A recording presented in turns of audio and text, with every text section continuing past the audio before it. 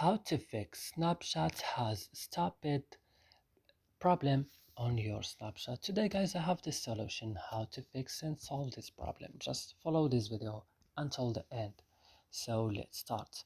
First guys, you will just open Snapchat, and when your Snapchat is opening, what you should do, just go to apps or applications.